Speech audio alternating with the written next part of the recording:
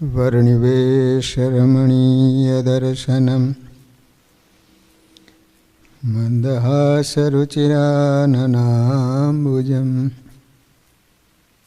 पूजितं सुरनरोत्तमेर्मुदा धर्मनन्दनमहं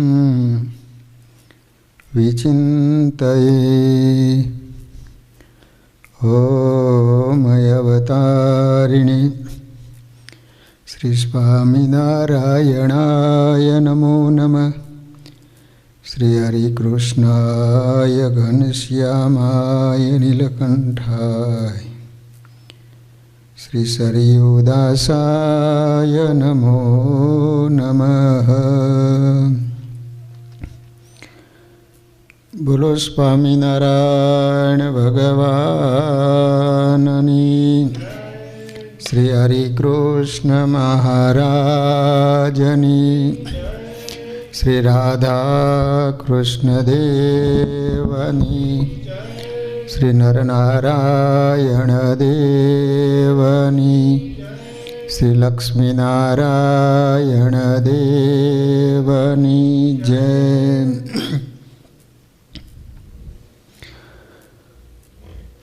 બધા જ હરિભક્તોને ઘણા ભાવથી જય સ્વામિનારાયણ। વાલા ભક્તજનો, આપણે જીવુબાનું ચરિત્ર શ્રવણ કરી રહ્યા છીએ।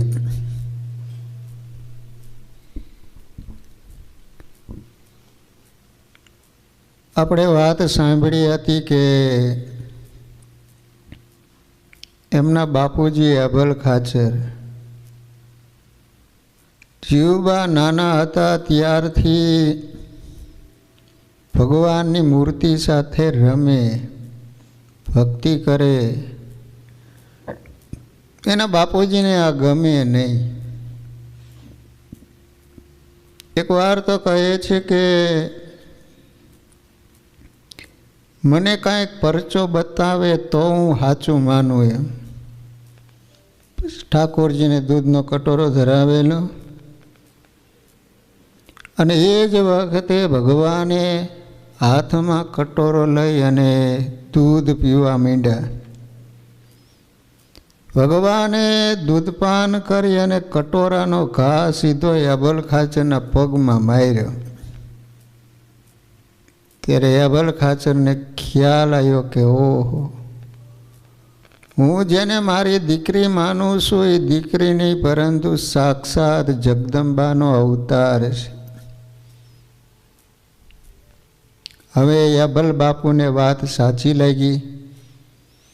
તેથી જીવુબા પાસે જઈને કહ્યું, દીકરી હવે તું સાસરે જવા યોગ્ય થઈ ગઈશ, એટલે સંસારમાં રહીને ભક્તિ કરજે। આપણે સંસારી છીએ એટલે વ્યવહારનો પણ ખ્યાલ રાખવો પડે। આ બાબત મેં શ્રીજી મહારાજને પણ વાત કરી છે, તેઓએ પણ હા કહી છે, માટે સાસરે જવાની તૈયારી કરો। તારા સાસરિયા પણ આપણા સત્સંગી છે। તારી સાસુ રાયબા તો મહારાજના મોટા ભક્ત છે, માટે એમની સાથે રહીને ભક્તિ કર્યા કરજે। એવું કહેવાય છે કે જીવુબાઈની સગાઈ રાયમાના દીકરા હાથિયા પટગરની સાથે કરવામાં આવી હતી। પિતાની વાત સાંભળી જીવુબા લાડુબા બંને બહેનો જાણે કે વીજળી પડી હોય એમ અવાક બની ગયા। કપાળમાં બળબડ તો દામ દીધો હોય ને એવું વહમું લાગ્યું। બાપુની વાત તેઓને વજ્રપાત જેવી લાગી। પછી ધીરે રહીને જીવુબા બોલ્યા, બાપુ, શ્રીજી મહારાજ પાસે જઈને અમે થોડી વાત કરી લઈએ, પછી આગળ વાત કરીશું। તુરંત બંને બહેનો ઉતાવળી શ્રી હરિ પાસે આવી પંચાંગ પ્રણામ કરી રડતા રડતા બધી વાત કરી। મહારાજે કહ્યું, વ્યવહારની રીત પ્રમાણે તમારે સાસરે જવું જોઈએ। યુવાન દીકરીઓ પિતાને ઘેર રહે તેથી એમના માતા પિતાને સગા સંબંધીઓ અને લોકોના મેણા સહન કરવા પડતા હોય. માટે તમારા પિતાએ કહ્યું એ બરાબર છે, ત્યાં સાસરે રહીને અમારું ભજન કરજો. શ્રીજી મહારાજની આવી આજ્ઞા સાંભળી જીવુબા બોલ્યા કે મહારાજ, પર પુરુષથી તો અમે 15 હાથ છેટે રહીએ છીએ, તો પછી અમારા દેહના ધણીનો સ્પર્શ અમારાથી કેમ સહન થશે? અમોએ તો પ્રથમ તમારા દર્શન થયા હતા ત્યારથી નક્કી કરી રાખ્યું છે કે આખી જિંદગી બ્રહ્મચર્યનું પાલન કરીને મહારાજને રાજી કરવા છે. મળમૂત્રથી ભરેલા માનવ દેહધારી માટે આ શરીરનો ઉપયોગ નથી કરવો. આ દેહથી તો આપની સેવા અને ભજન ભક્તિ કરવી છે. માટે કૃપા કરી સાસરે જવાની આજ્ઞા ન આપો. સ્વામિનારાયણ ભગવાનને બ્રહ્મચર્ય ખૂબ પ્રિય હતું. તમે ગ્રહસ્થાશ્રમમાં રહ્યા છો તો ગ્રહસ્થ માટે પણ બ્રહ્મચર્ય કહ્યું છે કે ઋતુકાળે સ્ત્રીનો સંગ કરે. બાકી એકાદશી, હરિજયંતી, પૂનમના દિવસો હોય, અમુક દિવસો વર્જ્ય ગણેલા છે. અને સંસારમાં એટલા માટે છૂટી આપી છે કે તમારો વંશ આગળ ચાલે, એટલા માટે સંતાન પ્રાપ્તિ માટે જ છૂટી આપવામાં આવી છે. પછી અમુક ઉંમર થાય એટલે માણસે પાછી વૃત્તિ વાળી લેવી જોઈએ. કારણ કે આ પંચ વિષય તો આપણે જન્મથી ભોગવતા જ આવ્યા છે. માત્ર આ જન્મમાં મળ્યું છે એવું નથી. જેટલા જન્મ આપણે ધારણ કર્યા, વાંદરા થયા હઈશું તો વાંદરી હશે, કોઈ પણ યોનિમાં આપણે ગયા હશું, બધી યોનિમાં આપણે વિષય ભોગવતા આવ્યા છીએ, તોય આપણને ધરવ થયો છે. મહારાજ કે પાતાળ સુધી પૃથ્વી ફાટી હોય, એની અંદર તમે ગમે એટલું પાણી નાખો તો કોઈ દિવસ ભરાય એમ વિષયનો અંત જ નથી. બાકી માણસ જો પાછો ન વળે ને તો મરતા સુધી પણ વિષયો છૂટે નહીં. એ તો ભગવાનના ભક્ત હોય પછી અમુક ઉંમર પછી પાછી વૃત્તિ વાળી લેવી જોઈએ. વિચાર કરો કે મેથાણ ગામની અંદર ગોવિંદરામ થયા, એના હળવદમાં લગ્ન થયેલા, એની પત્નીનું નામ હતું અમરબાઈ. હવે લગ્ન કરીને ઘરે ગયા ને બરોબર સ્વામિનારાયણ ભગવાન મેથાણ આવેલા. તે વિચાર કર્યો કે ચાલો ભગવાનના આપણે દર્શન કરી આવીએ, પછી ઘરે જઈ. છેડાછેડી બાંધેલા. તમે મહારાજના દર્શન કરવા માટે આવ્યા એટલે સ્વામિનારાયણ ભગવાન શું બોલ્યા ખબર? એ કે ઓહો, ભાઈ બહેનની જોડી કેવી સરસ શોભે. હવે એટલી ખબર ન પડે, છેડાછેડી બાંધેલા, આ ભાઈ બહેન ન હોય, પતિ પત્ની છે એમ. પણ વાલા ભક્તજનો, એ ભગત કેવા હશે એ આપણે વિચાર કરવા જેવો છે. રાત્રિ પડી, પહેલી જ રાત્રિ છે, અને એ ગોવિંદરામ પોતાની પત્ની અમરબાઈને કહે છે કે દેવી, સ્વામિનારાયણ ભગવાન શું બોલ્યા હતા એ તને ખબર છે? તો કહે છે કે હા. તો એના પત્ની કહે છે કે પતિદેવ, તમારી જો ઈચ્છા હોય અને ભગવાનને રાજી કરવા હોય ને તો જિંદગીના છેલ્લા શ્વાસ સુધી ભાઈ બહેનનો નાતો રાખીશું. અને પહેલી જ રાત્રિએ જ્યારે આ સંકલ્પ લે છે ને, ત્યારે સ્વામિનારાયણ ભગવાનના હાથમાં ફૂલ હતું ગુલાબનું. તો મહારાજ આમ ઘડીક તને સૂંઘ્યા જ કરે, આમ આંખે અડાડે, નાકે અડાડે. તે બાજુમાં બીજા બેઠા હતા, એને મહારાજને કીધું કે મહારાજ, ગુલાબ તો ઘણી વાર તમારા હાથમાં હોય, પણ આજ આ રીતે કેમ ઊંઘા જ કરો? ત્યારે સ્વામિનારાયણ ભગવાન એવું બોલ્યા કે ભક્તજનો, આ ગુલાબમાં આજે અમરબાઈ અને ગોવિંદરામ જે પ્રતિજ્ઞા લે છે ને એ બ્રહ્મચર્યની સુગંધ આવે છે. અને બંનેએ નિયમ લીધા કે જ્યાં સુધી પત્ની અંદર હોય ત્યાં સુધી મારે અંદર ન જવું, હું અંદર હોઉં તો પત્નીને અંદર નહીં આવવાનું. આ રીતે જિંદગીના છેલ્લા શ્વાસ સુધી અમરબાઈ અને ગોવિંદરામ રહ્યા હતા.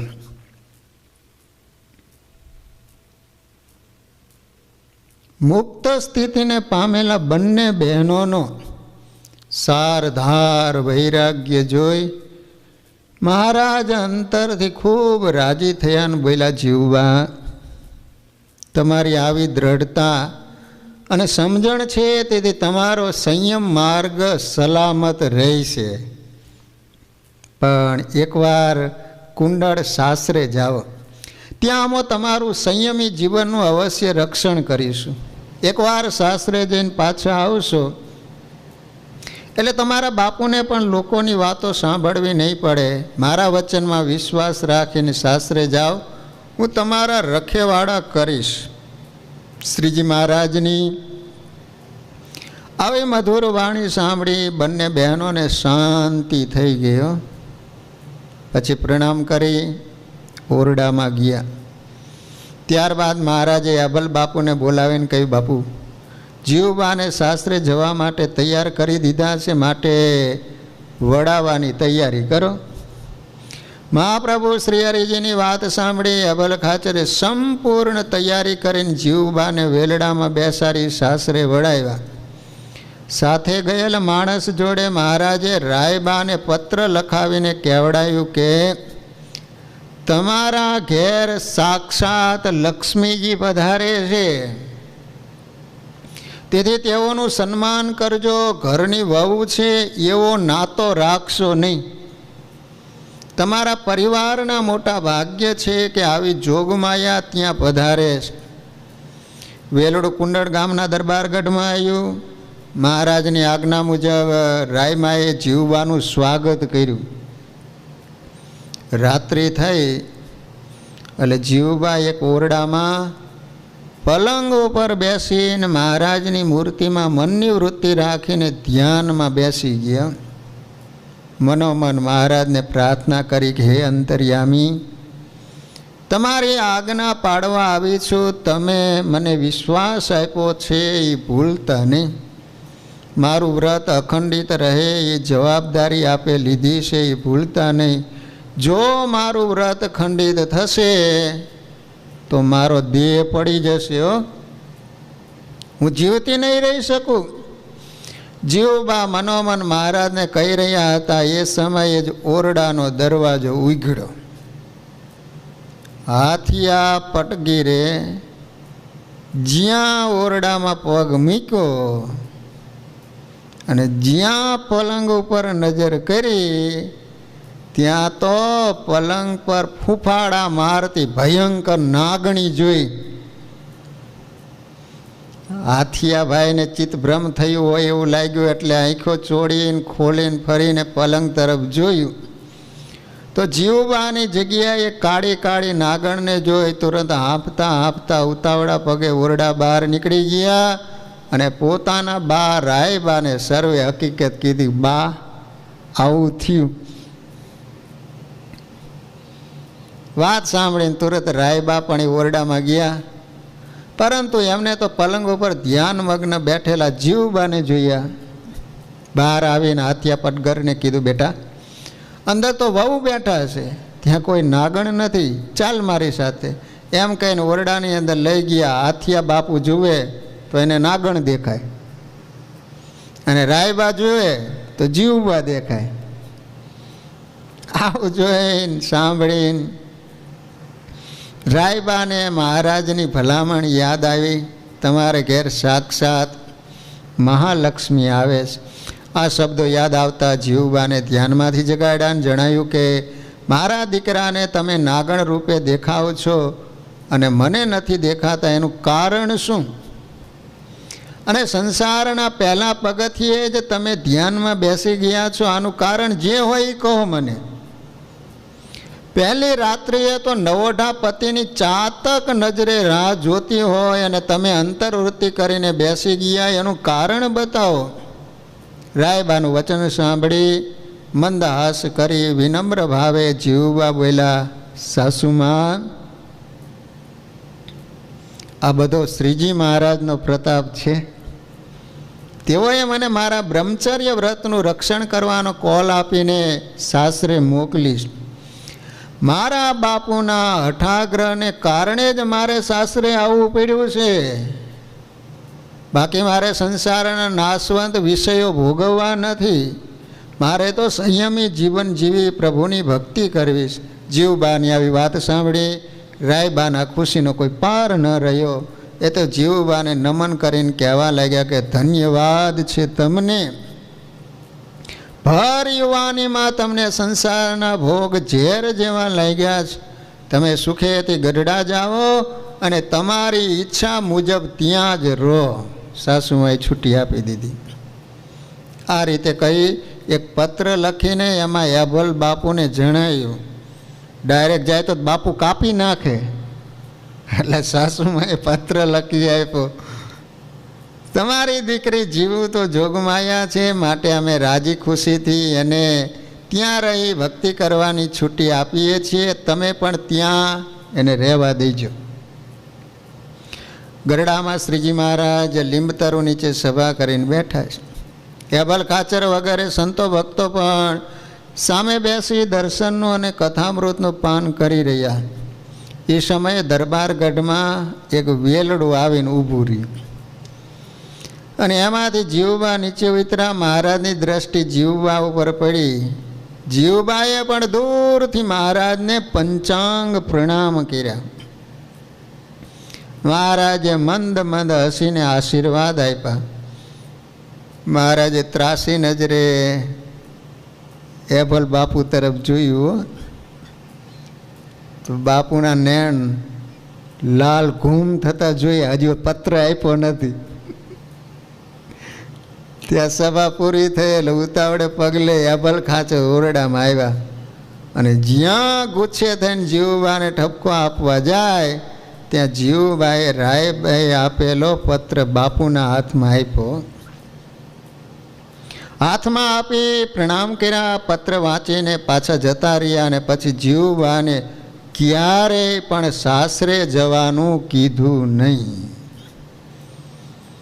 ભલા ભક્તજનો, એકવાર જીવબા લાડુબા પોતાના મામાના ઘેર ગામ કરિયાણા ગયા હતા. કારણ કે એભલ ખાચરને 2 પત્ની હતા. એમાં સુરપ્રભા હતા, એ કરિયાણા ગામના હતા. એટલે જીવબા લાડુબાના મામાનું ગામ કરિયાણા થાય. ત્યાં આપણા મહાન ભક્ત મીણબાઈ હતા. કહેવાય છે કે મીણબાઈ છે ગંગાજીનો અવતાર હતા. ઘરે હતા ત્યારે જ સ્વામિનારાયણ ભગવાન જે દિવ્ય લીલા ચરિત્રો કરતા એ ઘેર બેઠા જોઈ શકતા. જ્યારે નીલકંઠ વર્ણી વેશે ભગવાન નીકળેલા ત્યારે મીણબાઈ બહેનોની સાથે બેઠા બેઠા વાત કરે કે વર્ણી વેશે પ્રભુ ફરતા ફરતા આપણા ગામમાં જે પંચપીરની જગ્યા છે ને ત્યાં પ્રભુ પધારે છે. અને નીલકંઠ વર્ણી વેશે ત્યાં આવ્યા. તે ગામમાં થોડા દિવસ રોકાય. મીણબાઈને તથા પોતાના મામા મામીને મળીને પાછા ગઢડા આવતા હતા. હવે વાત શરૂ થઈ કે જેને મહાત્મ જ્ઞાને સહિત ભગવાન અને સંતનો નિશ્ચય હોય તો એનાથી ભગવાન અને સંતને અર્થે શું ન થાય એમ. હવે સંતની વાત આવે છે. તો મામાના ઘરેથી વેલડામાં બેસી અને ગઢપુર તરફ આવે છે. રસ્તામાં વાવડી ગામ અને કીડી ગામ વચ્ચે એક વાવ આવી. ત્યાં તેઓને દૂરથી એક સંત દેખાયા. તેથી વેલડો ઊભો રખાવી ગાડું ચલાવનારને કહ્યું, તમે જઈને પૂછી આવો કે ક્યાં સ્વામી છે અને શું તકલીફ છે. અહીંયા કેમ વાવે સાધુ ઊભા છે. ગાડા ખેડૂતે જઈને જોયું તો મોટા અખંડાનંદ સ્વામી સૂતા સૂતા સ્વામિનારાયણ મહામંત્રનું ભજન કરી રહ્યા હતા. તેઓને પૂછતા કહ્યું કે મને લોહીખંડ પેટ બેસણું થઈ ગયું છે. લોહીખંડ પેટ બેસણું એટલે શું? સેવક રામ હતા ને એને પણ આ દર્દ હતું. જે ઝાડા થાય એમાં લોહી નીકળે, અર્થાત ઝાડા થઈ ગયા છે અને ઝાડામાં લોહી પડે છે. એના કારણે અશક્તિ ખૂબ આવી ગઈ. આમ થાય ઝાડા થઈ જાય એટલે માણસ સાવ લૂઝ થઈ જાય, એમાં જ્યારે લોહી પડે એટલે તો હાવ ખલાસ થઈ જાય માણસ. તેથી ચાલી શકાતું નથી. તેથી સૂતો સૂતો ભજન કરું છું. અખંડાનંદ સ્વામી આવું કીધું. પહેલાં ખેડૂતે જઈને જીવબાને સર્વે બીના કહી સંભળાવી. તેથી તેઓએ કહ્યું તમે જઈને અખંડાનંદ સ્વામીને તેડી લાવો અને આ વેલડામાં સુવાડી અને ગઢડા લઈ જાઓ. અમે ગાડા પાછળ ધીરે ધીરે ચાલતા આવીશું. તમે વિચાર કરો, નહીતર એ વેલડા સિવાય કોઈ દિવસ ચાલે નહીં. પરંતુ એને સંતનો એટલો બધો મહિમા હતો કે બીમાર છે એટલા માટે સ્વામીને વેલડામાં સુવડાવો, અમે પાછળ ચાલીને આવશું. આ પ્રમાણે કઈ ગાડામાં રહેલી નવી 18 રજાઈ, રજાઈ એટલે ગોદડીઓ, 18 ગોદડીઓ અંદર હતી. ઉપરા ઉપરી પાથરી દીધી એટલે સ્વામીને સુવામાં તકલીફ ન પડે. પછી તો ગાડા ખેડૂતે જઈ સ્વામીને વાત કરી અને ઊંચકીને ગાડિયામાં સુવડાવી ગરડા લઈ આવ્યા. તેમાં જીવબા વગેરે બહેનો પણ ઉઘાડા પગે ધીરે ધીરે ચાલતા ચાલતા ગરડે આવ્યા. મોટા અખંડાનંદ સ્વામી ગાડામાં સૂતા સૂતા ગઢપુર પહોંચ્યા. ત્યાં સુધીમાં તો 18 નવી ગોદડીઓ અને રજાઈઓ લોહીવાળી અને મળવાળી બગડી ગઈ હતી. કારણ કે સ્વામીને અતિસાર ઝાડા થઈ ગયેલા હોવાથી ઝાડા રોકી શકાતા ન હતા. આવું જોઈને સ્વામી અંતરમાં ખૂબ કોચવાતા હતા. પણ બહેનોને તો અંતરમાં સંતની સેવાનો અવસર મળ્યો એનો આનંદ હતો. દરબારગઢમાં જઈ જીવબાએ પાર્ષદોને બોલાવી સ્વામીને સંતોની ધર્મશાળામાં લઈ જવા કહ્યું અને વૈદ્ય બોલાવરાવી સ્વામીની દવા શરૂ કરાવી. ત્યારબાદ લોહી મળવાળી રજાઈઓ જાતે ધોઈ અને તડકે સૂકવીઓ. શ્રીજી મહારાજને ખ્યાલ આવતા તેઓ સંતોની ધર્મશાળામાં ગયા અને અખંડાનંદ સ્વામી માથે હાથ મૂકી સેવા કરનાર સંતોને ભલામણ કરી રાજીપો દર્શાવી અક્ષરવડી તરફ આવવા લાગ્યા. ત્યાં મહારાજની દ્રષ્ટિ સુકાઈ રહેલી રજાઈઓ ઉપર પડી. તેથી સેવકને પૂછતા એને બધી વિગત જણાવી.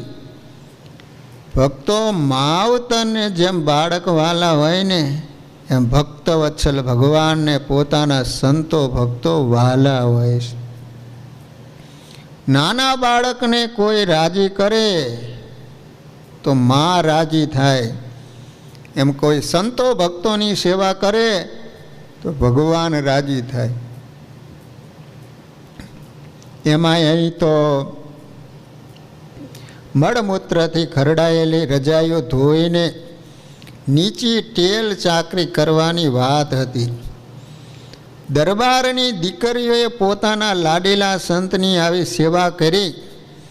એ જોઈને મહારાજના અંતરમાં રાજીપાનો પાર ન રહ્યો. પ્રભુના નેત્રમાં હર્ષના અશ્રુ સલકાયા. સાંજના સમયે લીમડા નીચે સંતો ભક્તોની વિશાળ સભા થઈ.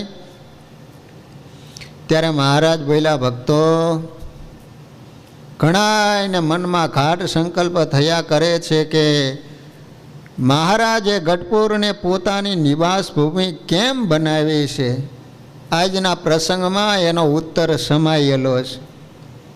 ભક્તો, એભલ બાપુના પૂરા પરિવારના અંતરમાં અમારા પ્રત્યે દ્રઢ અનુરાગ છે. એટલા માત્રથી અમે અહીં નથી રહ્યા.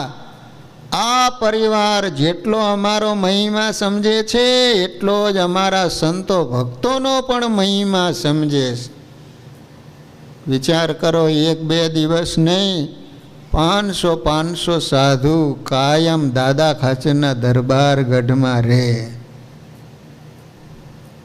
તો કોઈ દિવસ હેબલ ખાચરનો પરિવાર એને અવગુણ નથી આવ્યો. વિચાર કરો કેટલો મહિમા હોય. નકર સાધુને સાચવવા એટલે હાથી બાંધવા જેવું કામ. તો કોઈ દિવસ આ પરિવારને અવગુણ ન આવ્યો. કમાલ કહેવાય. કેટલા સાધુ એમ. આપણે તો 500 પરમહંસ કહીએ છીએ, એનો અર્થ એક મંડળમાં 50-60 સંતો હતા. આધારાનંદ સ્વામીએ 1700 સાધુના નામ લખ્યા છે. લો 1700 સાધુ. તો કદાચ 500 સાધુ બહાર જાય તો 1000 સાધુ તો અહીંયા હોય. કદાચ 1000 જાય તો 500 તો કાયમ રહેતા હોય ને. કયો હાલો. અને અવારનવાર ઉત્સવ સમયા કરે તો કેટલા ભક્તજનો આવે. અને મહારાજ ગઢપુર હોય તો અવારનવાર કોક ને કોક દર્શન માટે તો આવતું જ હોય. પાછું એને જમાડવા, ઉતારા આપવા.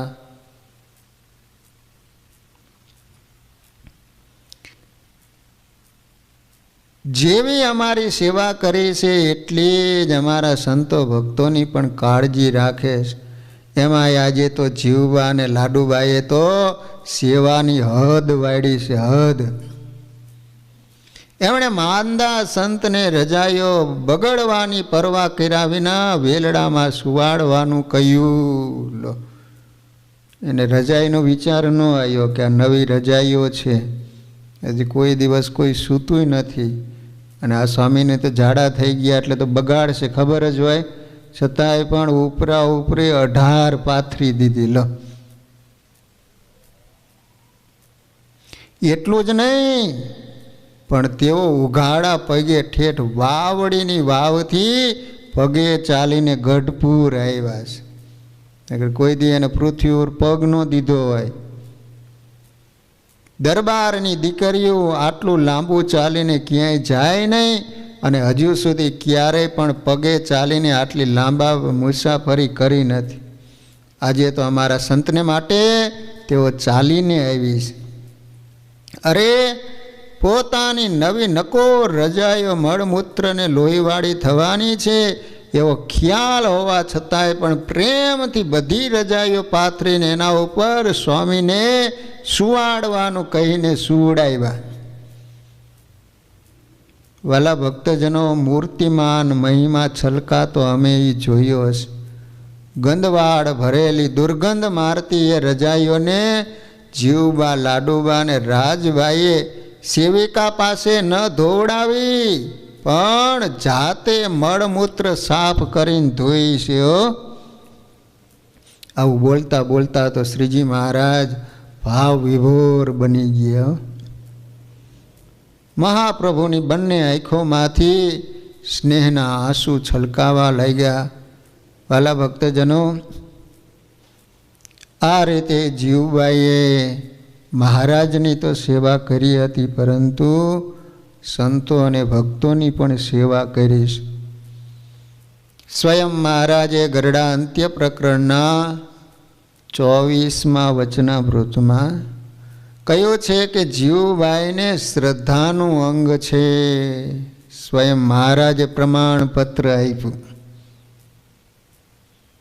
તો એ બાબતનો જીવબાનો એક પ્રસંગ જોઈએ. એ સાંભળવાથી આપણને ખ્યાલ આવે કે તેઓ કેવા શ્રદ્ધાવાળા હતા. એક વખત શ્રીજી મહારાજ વડતાલ પધારતા હતા. વડતાલ ગઢપુરથી નીકળી રસ્તાના ગામડામાં સૌ રોકાયા. ત્યાં સૌ જમ્યા, પણ શ્રીજી મહારાજ ન જમ્યા. ત્યારે જીવબા, લાડુબા વગેરે સાથે હતા. થોડો વિસામો લઈ સૌ ચાલવા લાગ્યા. પરંતુ એ સમયે જીવબાને વિચાર આવ્યો, અરે અમે સૌ તો જમ્યા છીએ, પરંતુ મહારાજ જમ્યા નથી, એટલે રસ્તામાં તેઓને ભૂખ લાગશે, તેથી હું ભોજન તૈયાર રાખું, એટલે જ્યારે પ્રભુ જમવા માગે ને તરત જમાડી દઉં.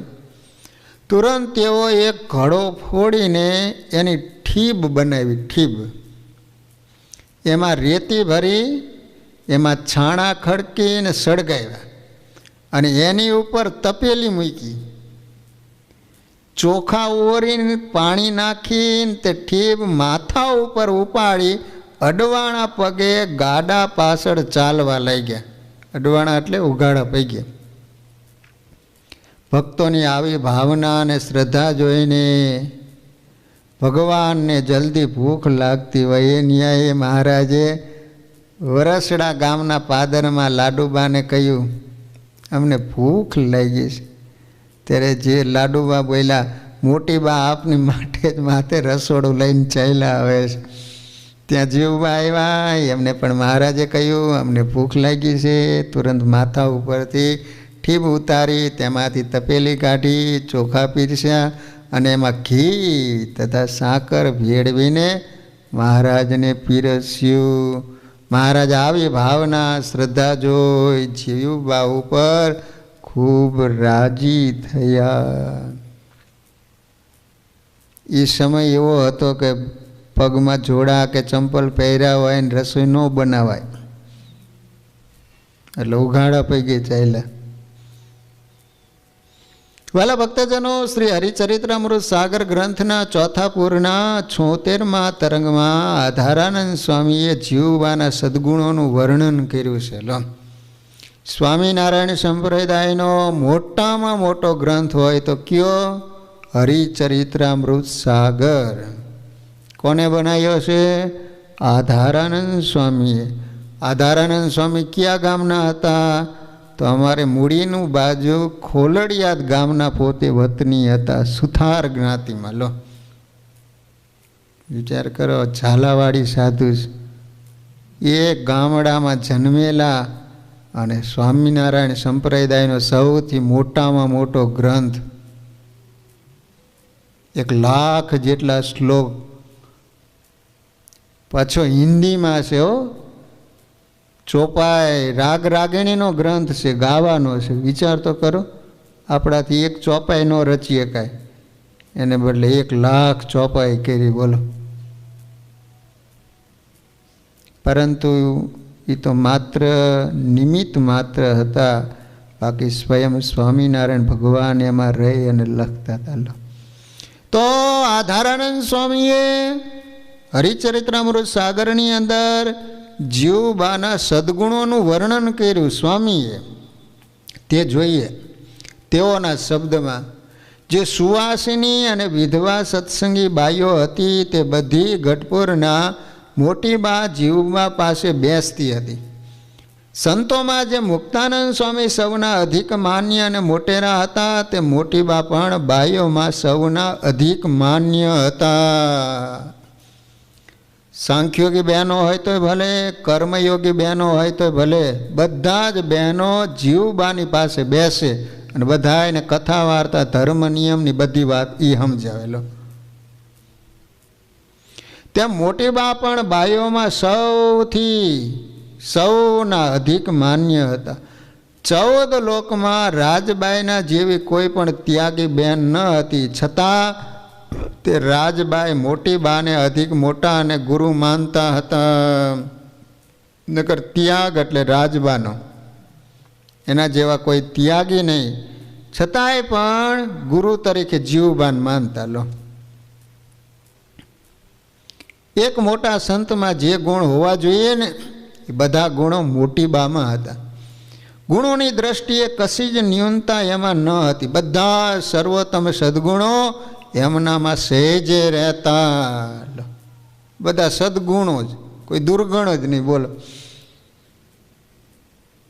ક્યારેય તે ગૌણ પડતા નહીં. જેમ સરોવરમાં સૌથી અધિક સાગર ગણાય, 5 ભૂતોમાં સર્વથી શ્રેષ્ઠ આકાશ ગણાય અને મુક્તોમાં સૌથી મહાન મુક્તાનંદ સ્વામી કહેવાય, એમ સત્સંગી બહેનોમાં સૌથી અધિક મહાન મોટી બા ગણાય. પૂર 5 અને તરંગ 67માં પણ સ્વામી લખે છે કે મોટી બા ખૂબ બળિયા હતા. તેઓ સૌ પ્રથમ સ્ત્રીઓમાં ત્યાગી થયા હતા. એટલે બધા બહેનોમાં પ્રથમ ત્યાગી થયા હોય તો જીવબા, પછી બધા બહેનો ત્યાગી થયેલા. એ સમયમાં સાંખ્યોગી એટલે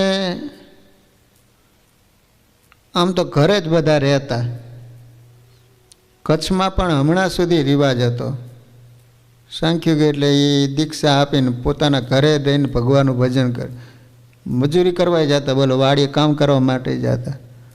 પણ હવે તો બધા મંદિરો થઈ ગયા એટલે હવે તો મંદિરમાં જ રહે છે. મોટીબા ખૂબ બળિયા હતા અને સત્સંગ થયા પછી તેઓ અતિ સમાધિનિષ્ઠ થયા હતા. તેઓ અત્યંત નિષ્કામ ભાવે શ્રી હરિની સેવા કરતા. નિષ્કામ ભાવથી, કોઈ પણ અપેક્ષા નહીં. લો, એક જ અપેક્ષા કે મારી ઉપર ભગવાન રાજી થાય, બાકી હું સેવા કરું તો આ મને મળી જાય, એવી કોઈ પણ પ્રકારની અપેક્ષા નહીં. નિષ્કામ ભાવથી. લો, જે ભાઈ જેવી મુમુક્ષુ જણાય તેવી વાત જીવભાઈ એની આગળ કરતા. તેઓ બીજાના આત્માને પણ દેખતા. વિચાર કરો, બીજાના જીવને પણ જોઈ શકતા. આપણે તો આપણો જીવ કોઈ દી જોયો નથી. ભગવાનની ઈચ્છાથી તેઓ સિદ્ધ ગતિ પામ્યા હતા. જેટલી સત્સંગી બાઈઓ હતી ને, તેઓ જ્યારે અંત સમય દેહ ત્યાગ કરતી તેને જીવબા અંતરદ્રષ્ટિ દ્વારા દેખતા. બોલો, કોઈ બાઈ દેહ છોડે ને મહારાજ તેડવા માટે ગયા હોય તો અહીં જીવબાને ખબર પડી જાય કે આજે આને દેહ મૂક્યો છે ને મહારાજ ગયા છે. તેઓ જ્યારે અંત સમયે દેહ ત્યાગ કરતી તેને જીવબા અંતરદ્રષ્ટિ દ્વારા દેખતા. ત્યારે જીવબા શ્રી હરિજીની મૂર્તિ સાથે આવીને તે ભક્ત સ્ત્રીના આત્માને અક્ષરધામમાં પહોંચાડી દેતા.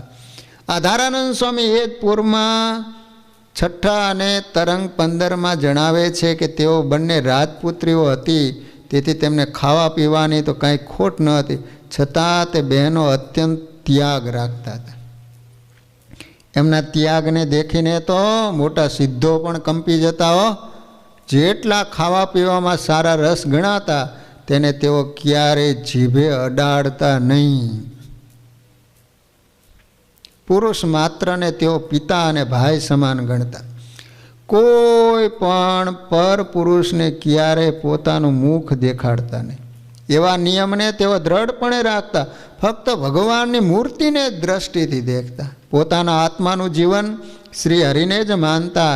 તે ત્યાગી બહેનોનો પ્રતાપ જોઈને ઘણી સ્ત્રીઓ તેમનો સત્સંગ કરતી અને તેઓની આજ્ઞા પ્રમાણે ધર્મનું પાલન કરતી. મોટા રાજાની રાણીઓ પણ તેઓને સતી માનીને ચરણોમાં પડતી. એ જ પૂરના 60મા તરંગમાં સ્વામી લખે છે કે સત્સંગી બાઈઓમાં જીવબાના સમાન કોઈ નથી. તેઓ હરિભક્તના દાસ થઈને વર્તે છે. બોલા, આટલા બધા મોટા હોવા છતાંય બધા એના દાસ થઈને રહેતા. નકર તો માણસને માન આવે, સદગુણો આવે ને એટલે પાછળ માન ને અભિમાન આવે. હું સૌથી મોટો છું, કોઈને નમવું નહીં, કોઈને પાછળ બેસવું નહીં. તેમને કોઈ ઉપર ઈર્ષા કે અભાવ નથી અને ભગવાનના ભક્તોના ઉપર અત્યંત પ્રેમ ભાવ રાખે. ઘરમાં કોઈ પણ સારી વસ્તુ હોય તુરંત ભક્તોને આપે અને જેટલી વસ્તુ ભક્તોના ઉપયોગમાં આવે એટલું તેઓ ઘણું મોટું ભાગ્ય માને. જે કોઈ વસ્તુ ભક્તના ઉપયોગમાં ન આવે તેને તેઓ મનમાં અત્યંત દુર્ભાગ્ય માને છે. એ જ તરંગમાં શ્રી હરિજો તો ત્યાં સુધી કહે છે તે જોઈએ. તેઓના શબ્દોમાં સ્વયં સ્વામિનારાયણ ભગવાન કહે છે જીવબા વિશે. જેટલા મોટેરા સંતો છે તેઓ જીવબાનો સ્વભાવ જોઈને બધા એમના જેવી સાધુતા શીખવા પ્રયત્ન કરે છે. જેટલા સાધુ હતા એ બધા, છતાં તે કોઈમાં આવી સાધુતા આવતી નથી. લો, રાધિકાજી અને લક્ષ્મીજીના જેવી અનંત દેવીઓ જીવવાના જેવી સાધુતા શીખવા અનંત યુગોથી પ્રયાસ કરી રહી, છતાં હજી સુધી કોઈમાં એવી સાધુતા આવી નથી. સત્સંગીઓને હિત કરવા માટે અમે બધા સત્સંગમાં ફરતા રહીએ છીએ, પણ જીવબાની સાધુતાને જોઈને તેઓ અમને ભૂલાતા નથી. મહારાજ કે એની અંદર એટલા બધા સદ્ગુણો છે કે જીવબા અમને ભૂલાતા નથી. લો 7મા પૂરમાં 36ના તરંગમાં મુક્તાનંદ સ્વામી પણ જીવબાનો મહિમા જણાવે છે. લો મુક્તાનંદ સ્વામી સાધુ છે તોય જીવબાનો મહિમા જણાવે છે બધાને. જીવબા સાધુ સ્વભાવના હતા, એમના ઉપર બધી જ બાઈઓને પૂજ્ય ભાવ હતો. લો સાંખ્યોગી અને કર્મયોગી જેટલી બાઈઓ હતી બધી જીવબાને ગુરુ માનતી હતી. લો પૂજ્ય ભાવ ક્યારે રહે કે એનું એટલું વર્તન સારું હોય તો જ. બાકી ગમે એટલી મોટી પેઢી ઉપર હોય કે ગમે એવો ધર્માચાર્ય હોય પણ જો વર્તન ન હોય તો કોઈને પૂજ્ય ભાવ ન રહે. પૂજ્ય ભાવ તો એનું જીવન એ રીતનું હોય તો બધાને એના પ્રત્યે ગુણ આવે અને પૂજ્ય ભાવ રહે. જીવબા આખા સત્સંગનું હિત ઈચ્છતા અને સત્સંગી બાઈઓને ઘણા પ્રેમથી વાતો કરતા. હો પ્રેમથી વાત કરતા. આ સમજવા જેવું. બાકી ક્રોધ કરીને કે કોઈ ન માને. અમુકને એના પ્રત્યે અભાવ આવે કે એની પાસે જવું જ નથી બીજી વાર. કોઈ કુસંગી બાઈઓ પણ જો જીવબાના મુખની વાત સાંભળતી તો સત્સંગ કર્યા વિના જાતી નહીં. કેવી વાણી એ છે કયો છે. કુસંગી આવે એક જ વાર વાણી સાંભળે તો સત્સંગી થઈને જાય. બોલો નકર અમુકની તો વાણી એવી હોય બચારા સત્સંગી આવ્યો હોય તો કુસંગી બનીને જતો રહે. શ્રી હરિજીની જેવી મરજી હોય એ પ્રમાણેની વાતો તેઓ બાઈઓને કરતા. જીવબામાં અપાર સદ્ગુણો હતા પણ પોતે એની વાત ક્યારેય કરતા નહીં. પોતે પોતાના વખાણ ન કરવા. શિક્ષાપત્રીમાં કીધું એમ જીવબા આટલા સદ્ગુણની મૂર્તિ હોવા છતાં કોઈ દી પોતાના વખાણ ન કરે હું આવીશું ને આટલું કરું છું ને. જીવબામાં અપાર સદ્ગુણો હતા. હો બીજા સત્સંગીના ગુણો ગાઈને તેને અતિ પ્રસિદ્ધ કરતા. તેઓ જિંદગીભર હરિભક્તોની સાર સંભાળ રાખતા. કોઈ ગરીબ હરિભગત હોય ને તો એને અન્ન વસ્ત્રાદિક આપીને એની સાર સંભાળ રાખતા. પોતાના ગરાસની ઉપજ બધી હરિભગતોને ખવડાવી દેતા. જે કાંઈ ખેતર નકર એની પાસે તો ખેતર ઘણા બધા, જમીન ઘણી મોટી હતી, બાપુને હજારો વીઘા. પણ જે કાંઈ આવે હવે આટલા બધાને જમાડવાના હોય એટલે કેટલું જોઈએ એટલે બધું એમાં જ વપરાઈ જતું. અને એમની પાસે મહારાજનું ભજન કરાવતા અને તેને ધર્મમાં દ્રઢતાથી ચલાવતા. જે કોઈ પણ ધર્મ પાળવામાં ઢીલો હોય તો તરત જ એને રજા આપી દેતા. ધર્મહીનના ઉપર દયા લાવતા નહીં, કારણ કે આપણા સત્સંગની આવી પ્રથા છે. શ્રીજી મહારાજ ગરડા પ્રથમ પ્રકરણના 61મા વચનામૃતમાં કહે છે કે સર્વ વાસના ટાળીને ભગવાનને સર્વસ્વ અર્પણ કરીને ભગવાનના દાસ થઈ રહેવું. અને એમ કરતાંય ભગવાન આપણને વધુ દુઃખ દેશે તો ભગવાન પણ પોતે આપણને વશ થઈ જશે. શા માટે? જે પોતે ભક્ત વત્સલ છે અને કૃપા સિંધુ છે, તે જેની પોતાને વિશે અતિ દ્રઢ ભક્તિ દેખે એને પોતે આધીન થઈ જાય. જેનામાં ભક્તિ જોવે એટલા ભગવાન એને આધીન થાય. પછી પ્રેમ ભક્તિયુક્ત જે ભક્તનું મન એ મનરૂપી દોરીએ કરીને બંધનમાં આવે પછી છૂટવાને સમર્થ થતા નથી. માટે જેમ જેમ ભગવાન આપણને કસણીમાં રાખે એમ એમ વધુ રાજી થવું જોઈએ. કસણી દેત આપણને ગમે, દુઃખ આપતા આપણને ગમે, પણ ભગવાનનો ભગત હોય જેટલું દુઃખ આવે એટલો વધારે રાજી થાય. એટલા માટે તો કુંતા માતાએ ભગવાનની પાસે દુઃખ માંગ્યું. વિપદ સંતુ ન શશ્વત તત્ર તત્ર જગદગુરો, કે ભગવાન અમારા જીવનમાં જ્યારે જ્યારે દુઃખ પડ્યા ત્યારે અમારી સાથે રહ્યા છો. અત્યારે અમને હસ્તિનાપુર રાજ્ય મળ્યું તો તરત તમે દ્વારકા જવા નીકળી ગયા. માટે પ્રભુ અમને દુઃખ આપજો કે જેને કારણે સતત તમારું સાનિધ્ય અમને પ્રાપ્ત થાય. વિપદ સંતુ ન સસ્વ તત્ર તત્ર જગદગુરુ.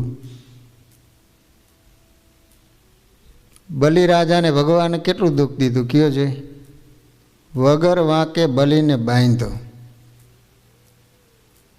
નકર તો બલિનો વાંક શું હતો કયો છે?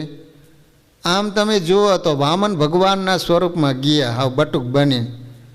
તો બલિરાજાને કે મારે સંધ્યા કરવા માટે જમીન નથી, કોઈકના ઓટે એકવાર કરતો તો ત્યાં તો ઘરધણી આવીને ખીજાણો, મને ઊભો કરી દીધો, એટલે મારે વધારે કાંઈ જોતું નથી, ફક્ત મારે સંધ્યા કરવા માટે 3 પગલાં જમીન જોઈ કે ત્યાં શાંતિથી હું સંધ્યા કરી શકું એટલા માટે. તો બલિરાજા કહે છે કે તમને ખબર નથી હું કોણ છું એમ. એને બાંધ્યો હોય ને તો આ એક નુકસાન કરતા બન્યું, એને થોડુંક અભિમાન આવી ગયું એટલે ભગવાને એને બાંધ્યો. તો હવે સંકલ્પ કરાવો.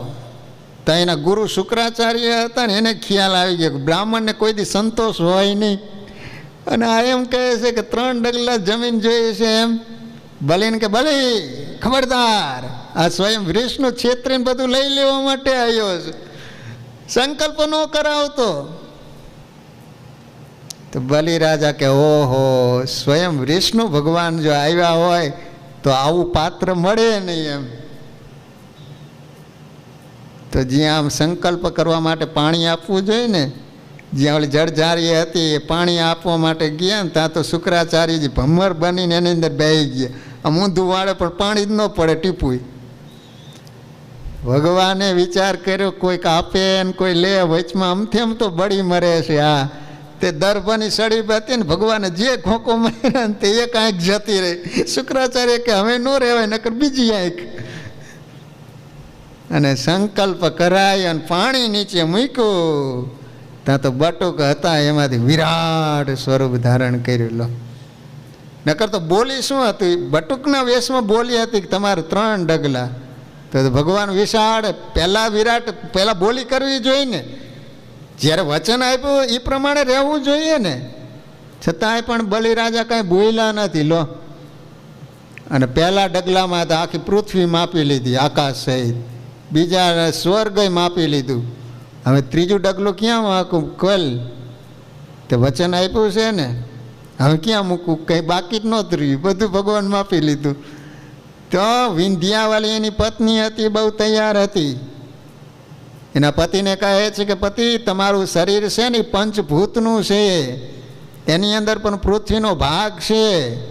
અને ભગવાનને જ્યાં કીધું ને ભગવાને બળીના મસ્તક ઉપર જ્યાં પગ મૂક્યો ને બળ દીધું, સીધો પાતાળમાં ખોઈ ગયેલો. આટલું દુઃખ આપ્યું છતાંય પણ બલિરાજા ભગવાનને શું કહે છે ખબર? પ્રભુ, મારા માથાના વાળ તમારા પગમાં વાગ્યા હશે તો મને ક્ષમા કરજો. અને ભગવાન પ્રસન્ન થઈ ગયા. માગ. બલિરાજા કે બીજું કાંઈ ન જોતું, બસ આ જ રીતે સતત ઊભા રહીને મને દર્શન આપો. ત્યારથી ભગવાન બંધાઈ ગયા. પછી તો લક્ષ્મીજીએ પૂછ્યું નારદ મુનિને, કેમ હજી ભગવાન આવ્યા નથી? નહીં આવે, વગર ફેદિયાએ હવે ચોકી કરવાના દિવસો આવ્યા છે. પછી તો લક્ષ્મીજી ગયા, બલિરાજાને રાખડી બાંધી, ધર્મના બેન બનાવ્યા.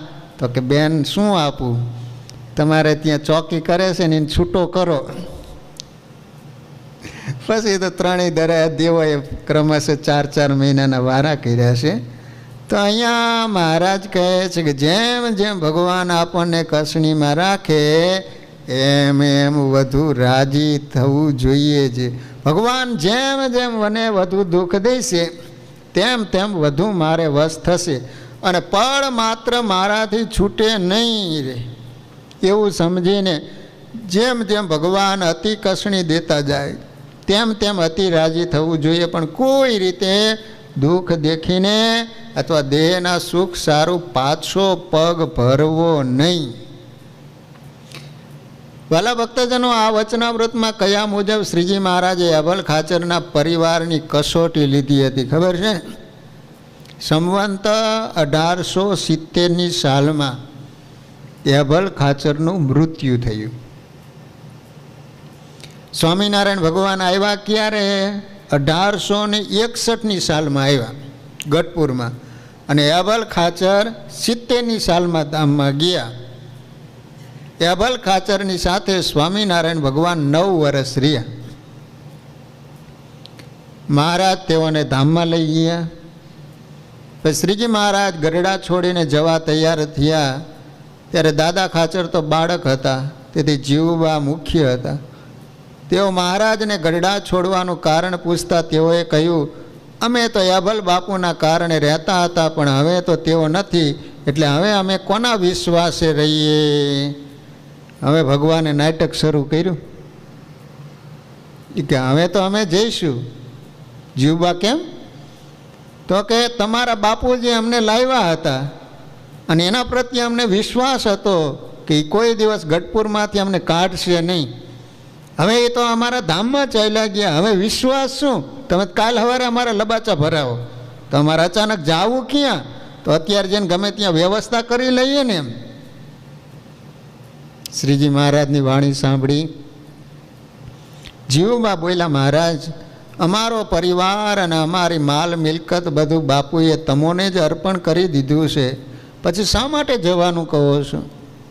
અમો તો તમારી આજ્ઞામાં રહીને આપ જેમ કહેશો ને એમ કરીશું, માટે જવાનું કહેશો નહીં. અમે તમારા વિયોગમાં નહીં રહી શકીએ. આપ બાપુના વિશ્વાસે રહેતા હતા એમ અમારા વિશ્વાસે પણ રહો. અમે તો આપના દાસ છીએ. અમોએ તો તન મન ધન બધું આપને જ અર્પણ કરી દીધું, માટે અમારા ઉપર કૃપા કરીને અહીં જ રહો. આપ જેમ કહેશો ને એમ અમે સર્વે કરીશું. ભક્તવત્સલ ભગવાન આમ તો અતિ કોમળ હોય છે, પણ ભક્તની કસોટી લેતા હોય ત્યારે વજ્ર જેવા કઠણ થઈ જતા હોય છે. આવું જ કંઈક એભલ બાપુના પરિવાર ઉપર થયું. જીવવાની વાત સાંભળી મહારાજ કહેવા લાગ્યા, તમે તો કેવળ મુખથી કહો છો અમારી માલ મિલકત બધી આપને અર્પણ કરી દીધી, પણ લેખ કર્યા વિના અમોને વિશ્વાસ કેમ આવે? મહારાજના આવા વચનો સાંભળી તરત જીવબાએ ઓરડામાં જઈ પોતાની બંને માતા અને લાડુબા, પાંચુબા, નાનીબા ત્રણેય બહેનોને બોલાવી અને 13 વર્ષના નાના ભાઈ દાદા ખાચરને પણ બોલાવીને સર્વને વાત કરી લો. એમના બાપુજી ધામમાં ગયા ત્યારે દાદા ખાચરની માત્ર 13 વર્ષની ઉંમર હતી. લો, 13 વર્ષનું છોકરું, એને શું ખબર પડે કયો છે? મહારાજને આપણા બોયલામાં વિશ્વાસ નથી, તેથી આપણે સૌ લેખ લખીને સહીઓ કરીને આપણી જમીન જાયદાદ અને દરબારગઢ બધું જ મહારાજના નામે લખી આપીએ તો જ મહારાજ અહીં રોકાય છે, નહીંતર જતા રહેવા તૈયાર થયા છે. અને આપણે કોઈ પણ ભોગે મહારાજ અને સંતોને આપણા ઘેરથી જવા નથી દેવા, માટે બધા સંમતિ આપી સહી કરી આપો. આવું જીવવાનું કહેવું સાંભળી સૌએ હા કરી અને સહી કરીને લેખ તૈયાર કરી સભામાં મહારાજ બેઠા હતા ત્યાં જઈને લેખ આપ્યો. તે લેખ વાંચીને મહારાજ બોલ્યા, હવેથી દરબારગઢ અને જમીન વગેરે બધું તમોએ અમોને આપી દીધું ને? જીવબાએ કહ્યું કે હા પ્રભુ. આજથી તમે માલિક છો, હવે બીજી શું આજ્ઞા છે એ કહો. શ્રી હરિજી વજ્ર સરખી વાણી બોલ્યા, તો હવે અમારી આજ્ઞા છે કે આ દરબારગઢ અને બીજી સર્વે માલિકીની જગ્યા છોડી અત્યારે ને અત્યારે અહીંથી ચાલ્યા જાઓ. એટલા દૂર જતા રહો કે જ્યાં કોઈ આપણા સત્સંગી પણ ન રહેતા હોય.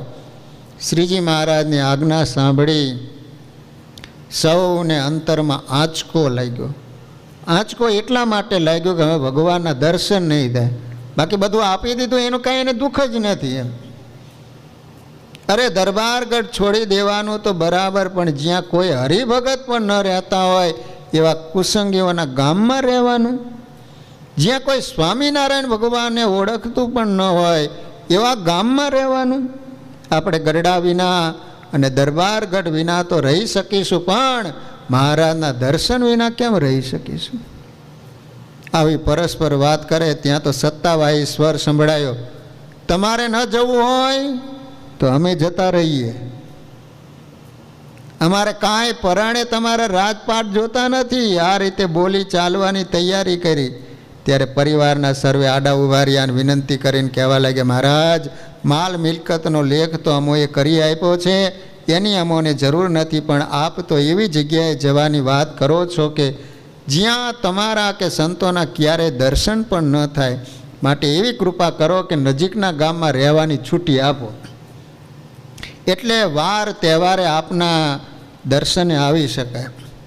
જીવબા વગેરેની વાત સાંભળી મહારાજ તો વધારે અકળાય અને બોલ્યા, તો અમે હાલ્યા, અમે કહીએ એમ તમારે ન કરવું હોય તો અમારે રહેવું નથી, તમારે સૌ પરિવારે માફી માગી અને જવા તૈયાર થયા.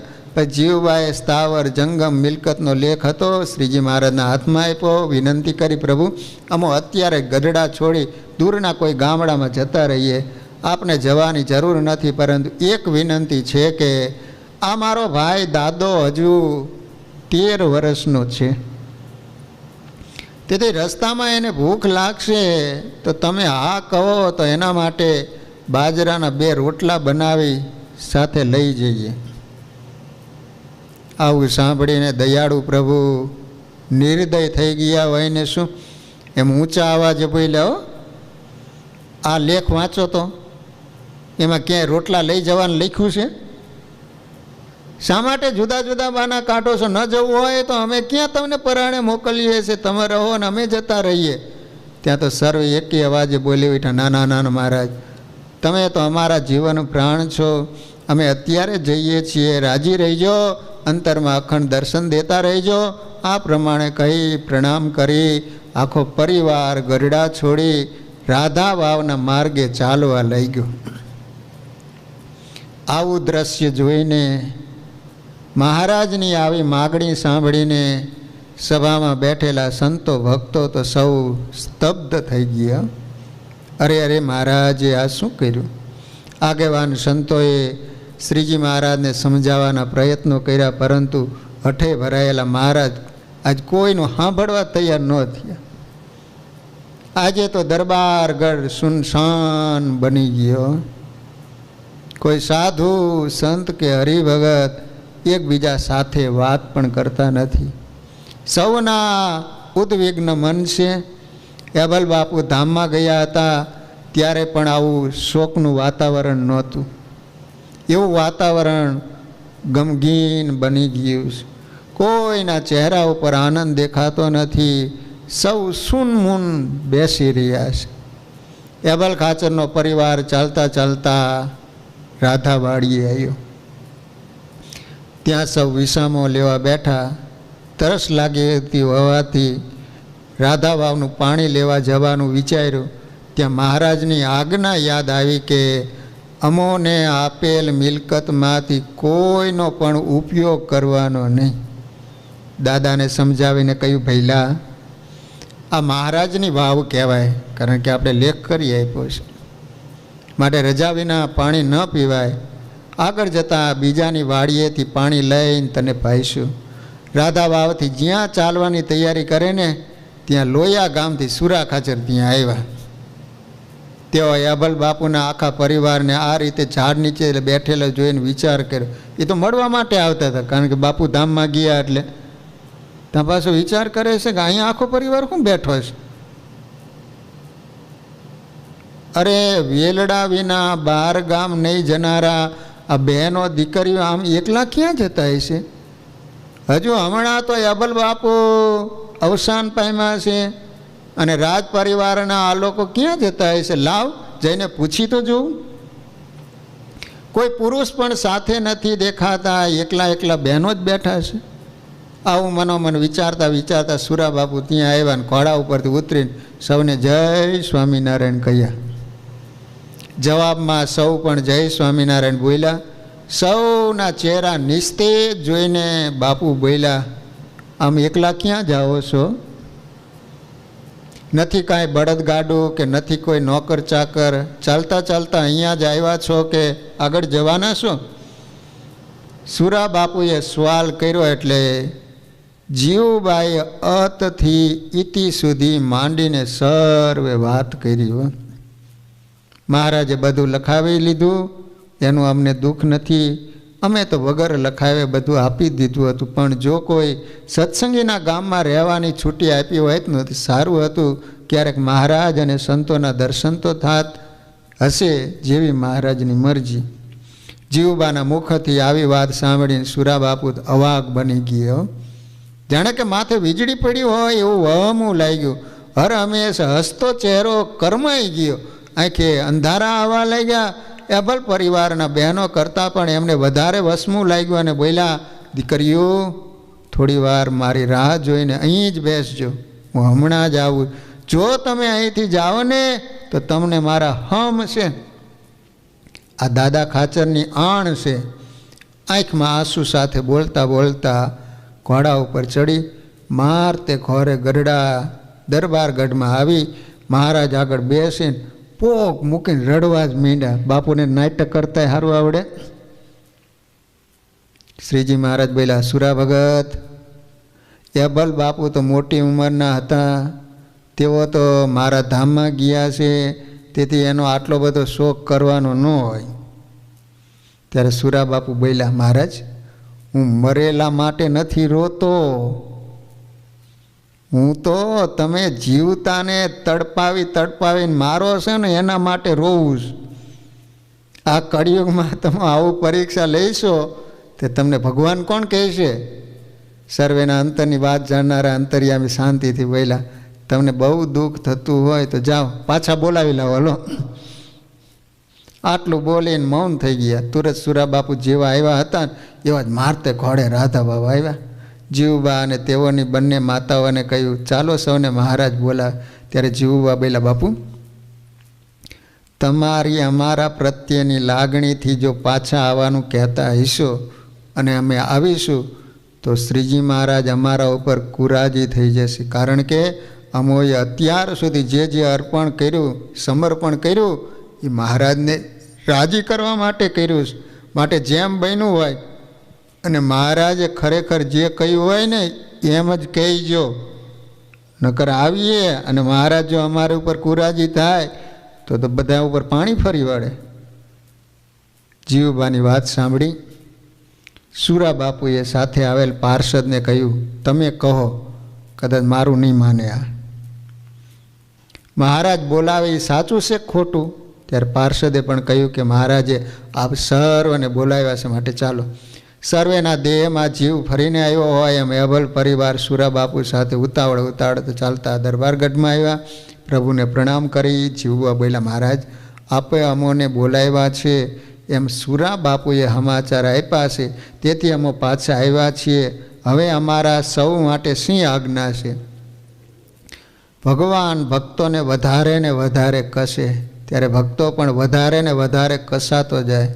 જેમ હીરાને ઘસતા તે વધારે ચળકે છે, એમ જ ભક્તો પણ ભગવાનની કસોટીની સરાણે ઘસાઈ ચળકી ઉઠતા હોય છે.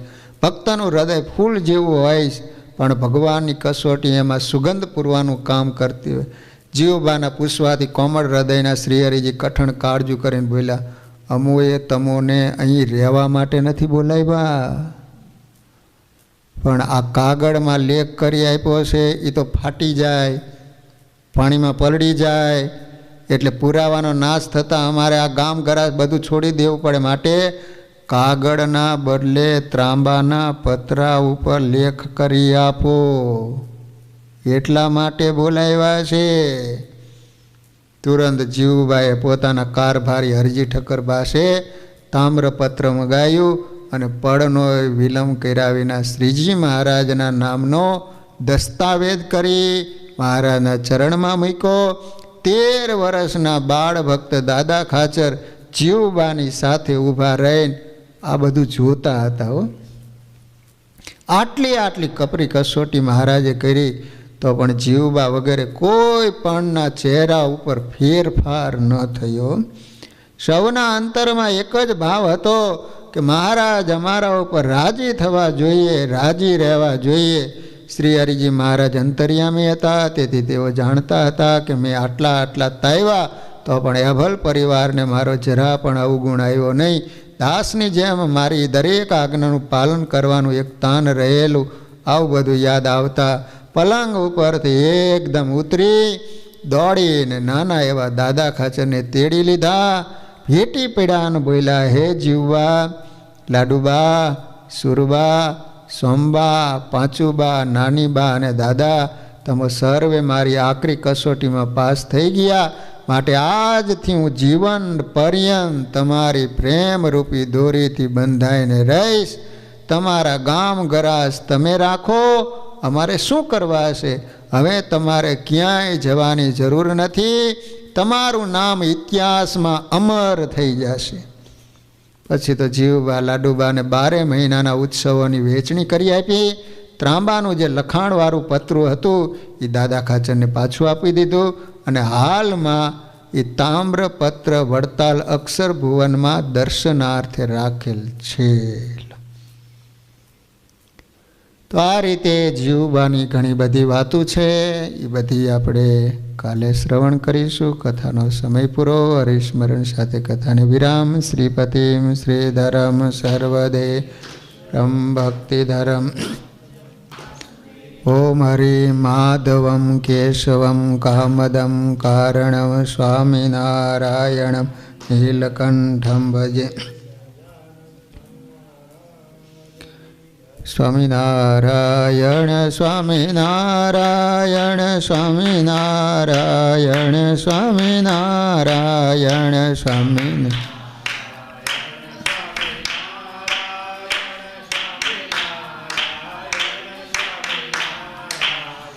સ્વામિનારાયણ સ્વામિનારાયણ સ્વામિનારાયણ.